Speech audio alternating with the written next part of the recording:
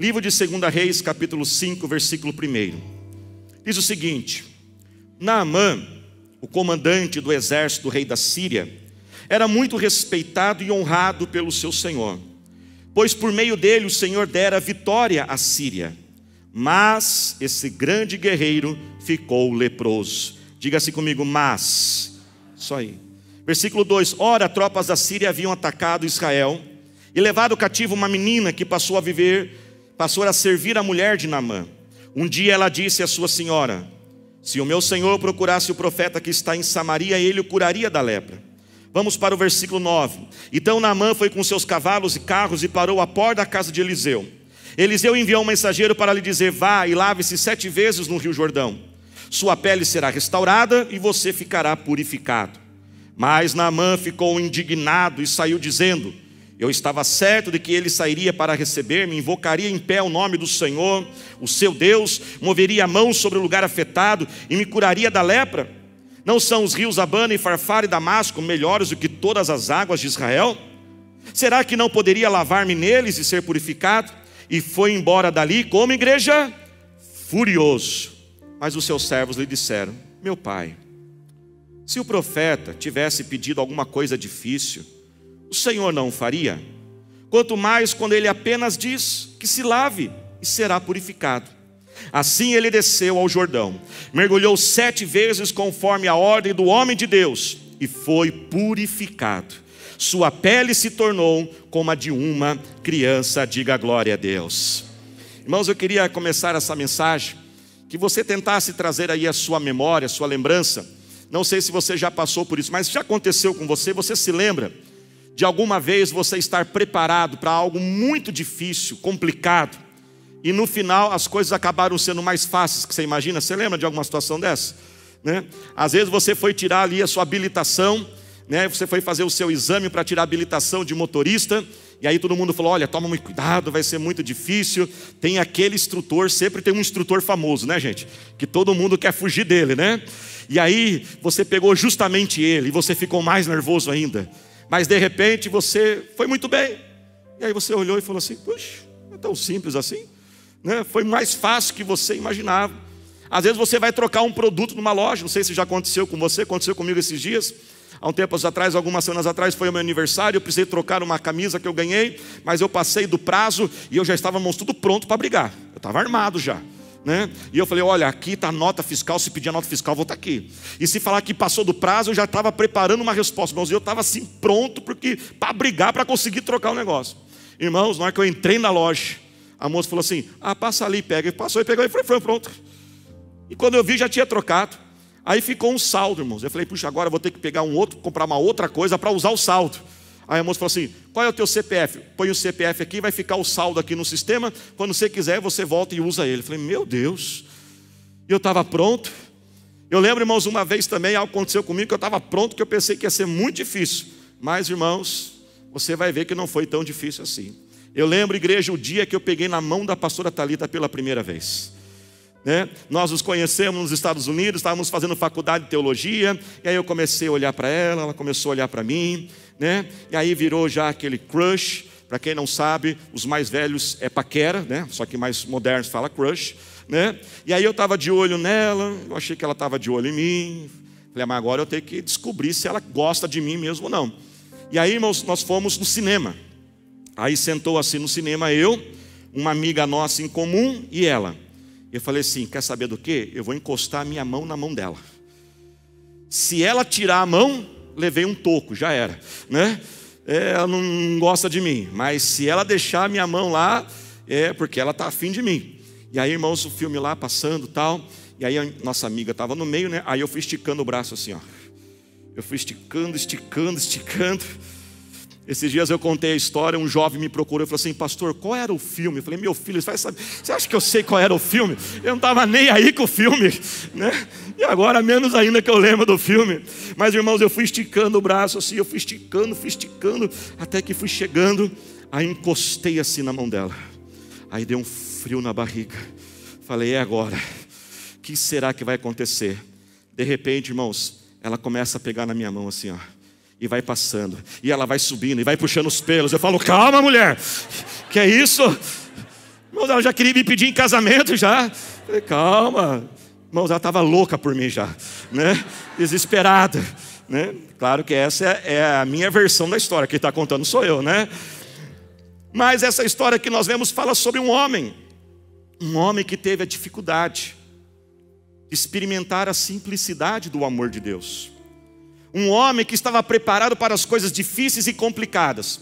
E quando ele se colocou diante da simplicidade, da forma como Deus se manifesta, deixou aquele homem meio confuso.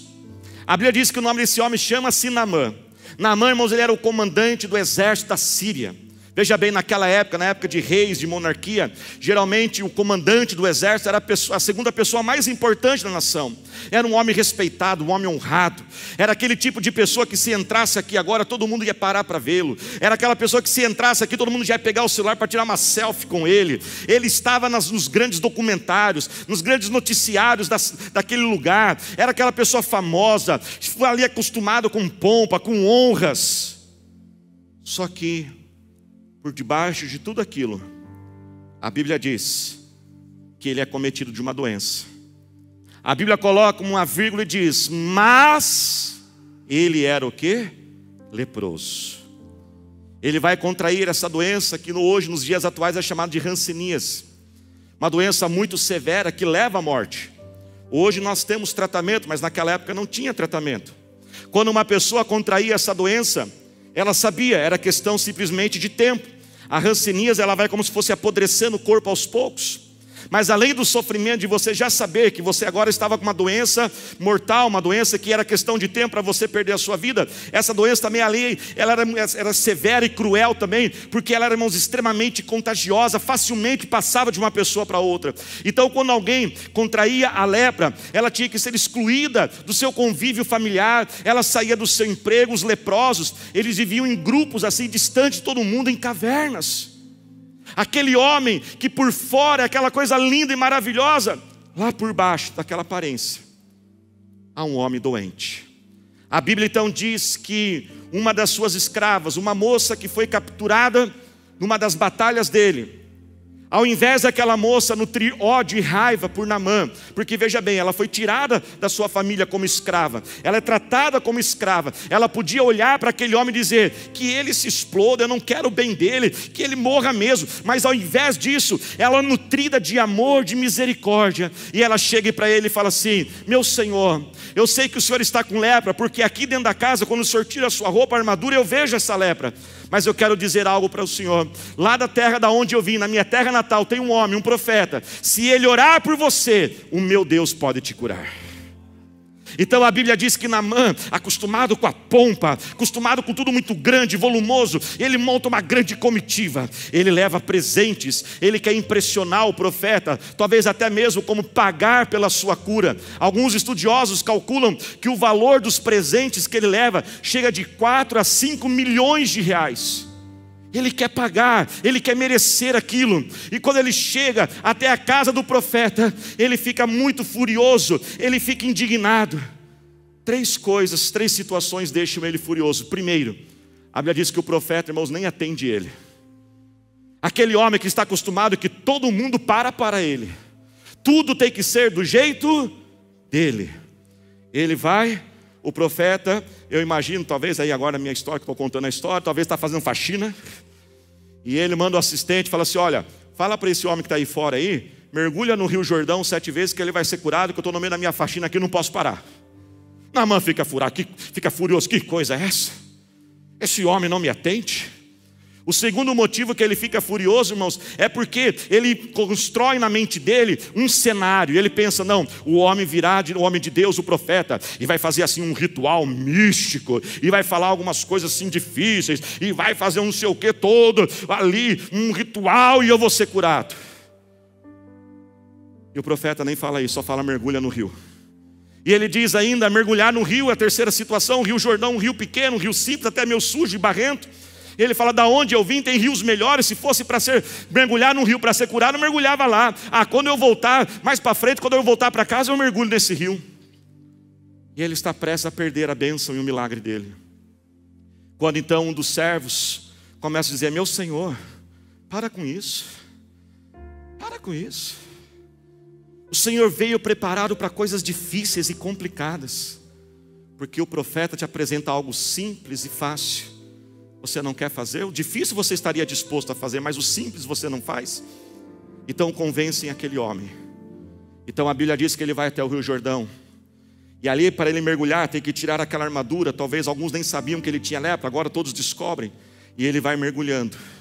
E ele mergulha uma vez, mergulha 2, 3, 4, 5, 6, 7 mergulhos. Quando ele levanta da água no 7º mergulho, a sua pele está toda purificada. Não há mais nenhuma doença, ele está curado milagrosamente. Mas a Bíblia não diz somente, irmãos, que ele foi curado. A Bíblia diz que a sua pele se tornou como de uma criança. Ficou melhor do que antes. Diga para o seu irmão, vai ficar melhor do que antes. Fala para ele aí. Irmãos, Deus curou, ainda fez uma cirurgia plástica de graça nele. Porque pele como uma criança, talvez se tinha umas ruguinhas lá, se tinha não sei o quê, uns pés de galinha assim, já arrancou tudo. E a história desse homem, irmãos, simboliza, muitas vezes, a nossa vida. Em algumas áreas ou em muitas áreas. Quantas vezes, irmãos, nós estamos vivendo a vida. E nós estamos trabalhando, estamos produzindo, estamos estudando. Só que muitas vezes por debaixo dessa aparência, as coisas são diferentes.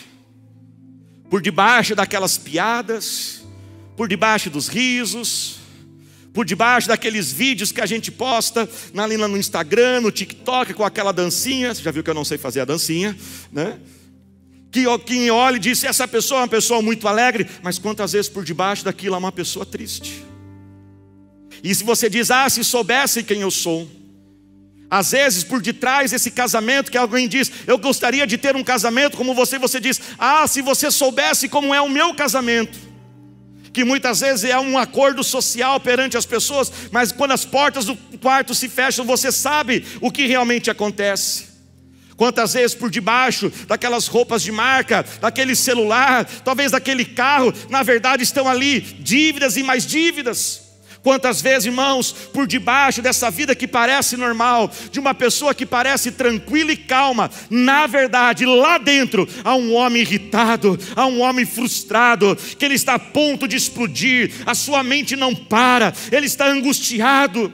Quantos de nós, irmãos, talvez hoje estamos vivendo aquela vontade de sumir, aquela vontade de desaparecer. Sabe por que está vivendo isso aí, irmãos? Sabe por que muitas vezes a gente quer sumir? Porque a gente não aguenta a pressão de estar perto de pessoas e temos que ser aquilo que nós realmente não somos. Então cansa isso, cansa ter que mostrar, cansa ter que provar para outras pessoas. E ali a realidade, ela é muito diferente. Quantos têm entrado no banheiro, eles abrem o chuveiro e choram e fazem o barulho do chuveiro para que as pessoas de fora não escutem o seu choro. Mas eu quero dizer, nesse lugar, nesse momento, nesse ponto da sua vida, aquilo que ninguém está vendo, Deus está vendo. E Ele se importa com isso. Ele enxerga a sua dor. Ele enxerga essa vontade de tirar a própria vida. Ele enxerga essa vontade de falar, de gritar e de xingar. Ele percebe você. Ele olha para você. E o mais importante, Ele se importa com você. Deus se importou com aquele homem chamado Naamã. E colocou aquela moça para falar do amor de Deus para ele.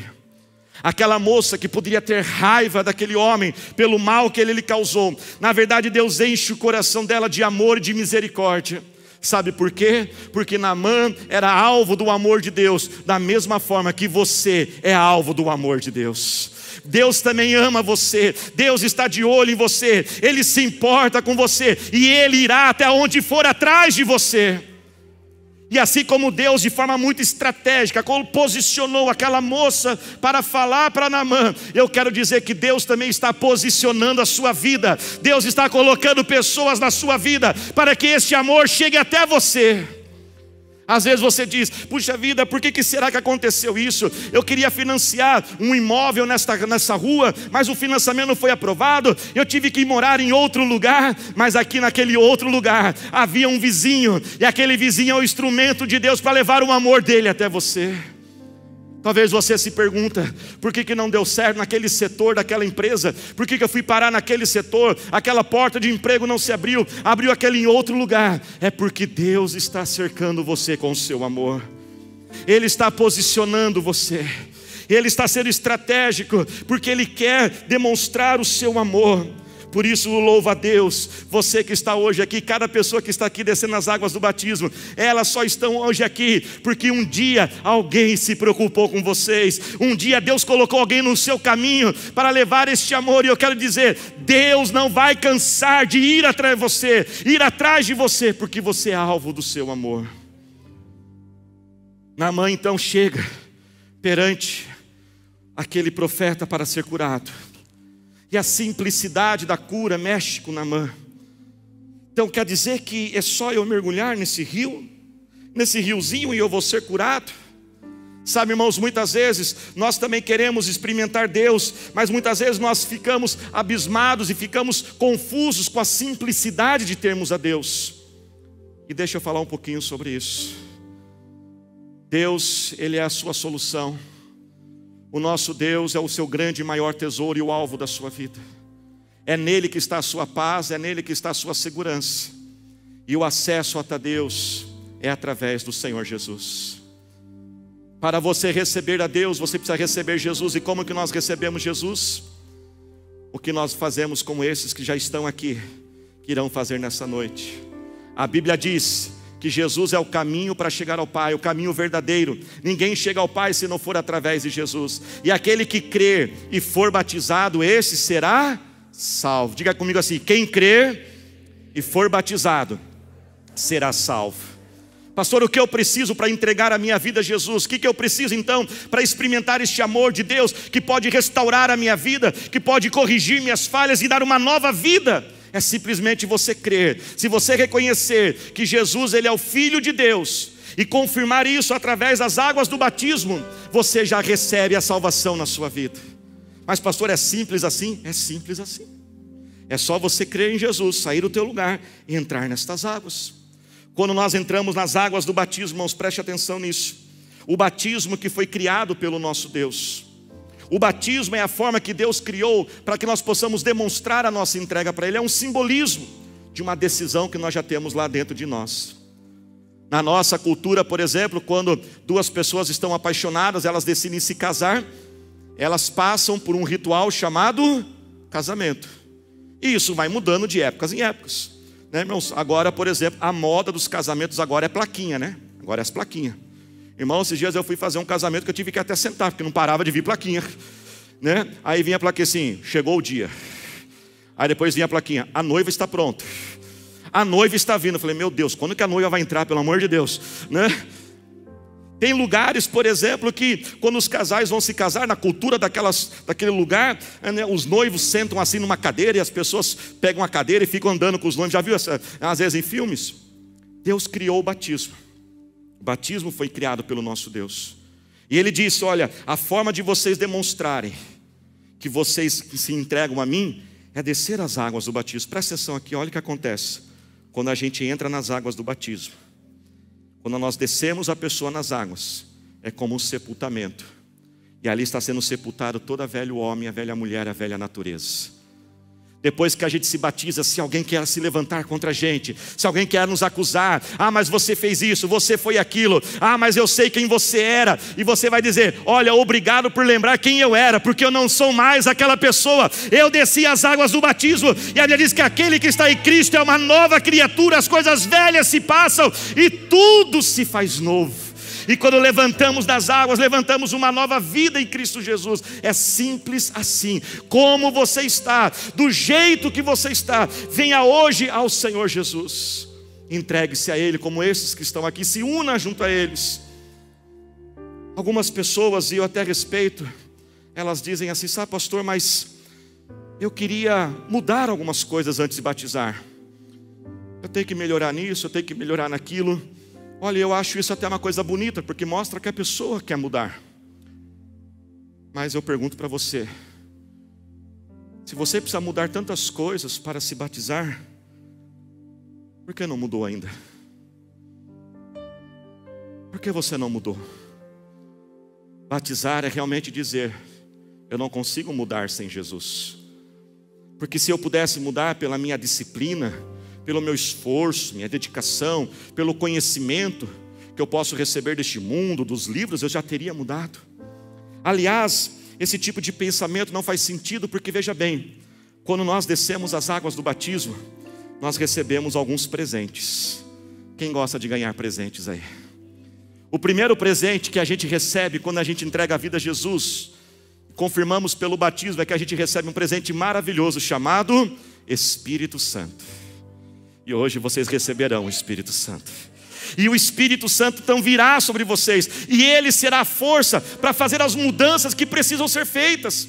Se nós esperarmos mudarmos algumas coisas para então se batizarmos, nós nunca vamos se batizar, porque só poderemos mudar depois do batismo, quando tivermos o Espírito Santo.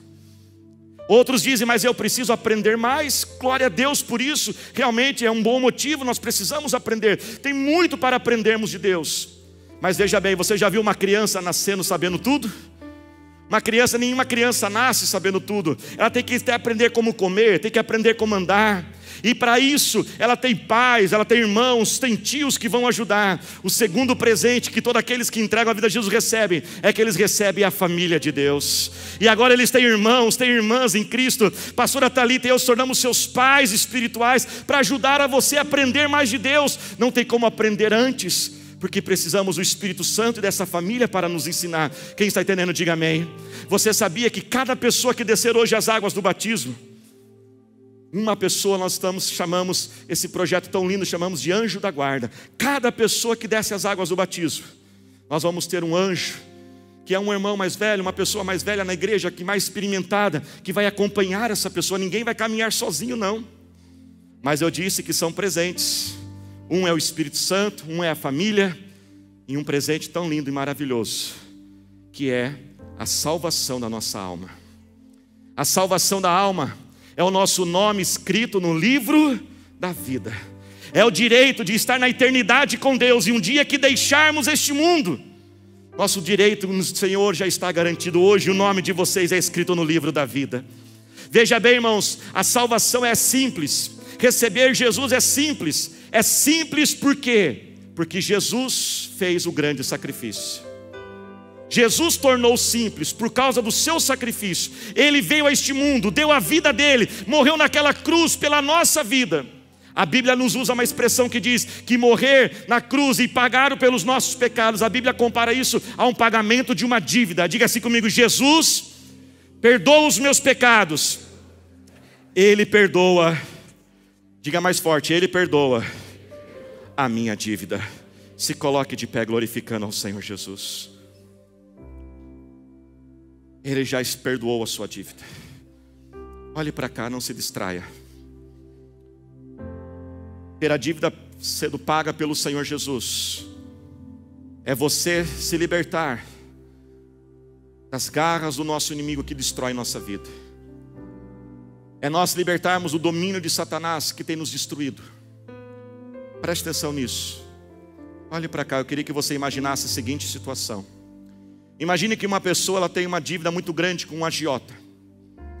E por causa dessa dívida, esse agiota, sendo um homem mau que ele é, oprime essa pessoa, atormenta essa pessoa, ameaça aquela pessoa, faz da vida dela, como nós dizemos numa expressão, realmente um inferno. Mas um dia alguém olha para aquela pessoa sofrendo aquela dívida, olha para cá.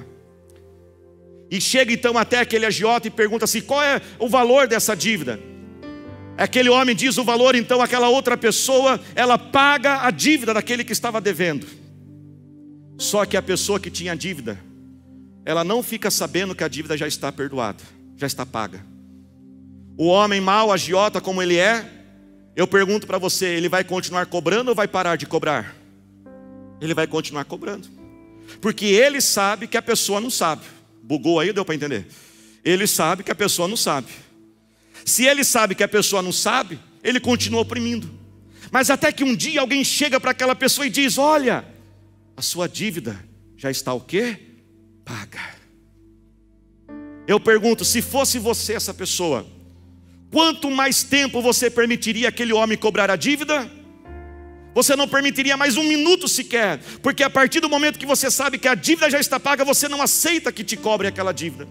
Deixa eu dizer para você, há 2000 anos atrás, Jesus pagou a sua dívida. Jesus perdoou os seus pecados. Satanás não tem domínio mais sobre a sua vida. Ele não tem mais poder para destruir a tua vida. Mas cada dia que você demora para descer as águas do batismo, é um dia a mais que ele te atormenta de forma desnecessária. Cada vez que você espera mais, é mais um dia que você sofre. E se você não sabia, hoje você sabe. A sua dívida já está paga. E você pode vir para Jesus como você está. Naamã tentou deixar para depois, falou: depois eu vou descer aquelas águas dos rios lá da onde eu vim. Não, mas aqueles homens dizem: não, Naamã, é hoje. Eu quero dizer para você, é hoje. É hoje. Você não precisa esperar mais um dia sequer para viver livre. Você não precisa esperar mais um dia sequer para viver o amor de Deus na sua vida. Alguns dizem: pastor, quando será o próximo batismo? Eu esperarei pelo próximo. E eu digo: olha, daqui a 4 meses, daqui a tantos meses, nós vamos ter um próximo batismo. Mas eu não queria que isso soasse de forma sensacionalista, mas é de uma forma real. A verdade, igreja, olhe para cá. Haverá um próximo batismo, mas nós não sabemos se nós estaremos aqui para o próximo batismo. Cada dia que passamos sem descer as águas do batismo é um risco que estamos correndo de não termos o nosso nome escrito no livro da vida. Naamã só queria uma cura de uma enfermidade, mas ao ser aquelas águas, o final do texto diz que ele reconhece que Deus é Deus, ele se torna filho de Deus. O Senhor Jesus está aqui para curar, para restaurar, mas mais do que isso, mais do que dar todos esses presentes, Ele está aqui hoje para fazer de você um filho de Deus. E quando a sua vida, você entender que se tornar o filho de Deus é o mais importante da vida. Veja bem, nós nos tornarmos filhos de Deus e filhas de Deus é o topo, é o ápice da nossa vida. Nós vamos começar a viver de uma forma que tenhamos paz verdadeira. Deixa eu perguntar, você tem paz verdadeira dentro de você? Filhos de Deus têm paz verdadeira. E eles não têm medo das coisas deste mundo, porque se o dinheiro acabar, qual é o problema? Eu sou filho do dono do mundo. Se eu não souber para onde ir, o que fazer, eu vou para o colo do meu Pai. Se pessoas me reconhecerem e valorizarem o que eu faço, tudo bem. Mas se ninguém reconhecer aquilo que eu faço, eu não continuo diminuindo, não diminui o meu valor. Porque o que neste mundo pode me dar mais valor do que ser um filho de Deus? Mais do que ter uma vida restaurada. Quem desce as águas do batismo, a sua vida agora começa a ser vivida por um propósito. Ele tem um motivo de viver neste mundo. E o seu motivo não é comprar, não é produzir, não é conquistar, não tem nada de errado. Ele pode até fazer isso, mas ele não vive para isso. Ele vive para viver aquele plano para o qual Deus o criou e colocou neste mundo. Nessa noite, o Senhor Jesus te convida. Não descer as águas lá do Rio Jordão, não descer as águas do Rio Sorocaba, que talvez vai fazer mais mal do que bem, mas descer as águas do batismo, se ajuntar essas vidas. E você que já é batizado, lembrar da onde Jesus te tirou, e lembrar que este amor também um dia alcançou a sua vida. O Senhor Jesus está aqui, e hoje é dia de salvação na sua vida. Faça assim com as suas mãos agora. Fale com Deus agora, fale com o Senhor Jesus. Por debaixo de toda esta aparência, por debaixo de toda essa situação, existe alguém ali. Fale com ele agora. Quem está ali? Que pessoa que está ali agora? Fale com ele agora.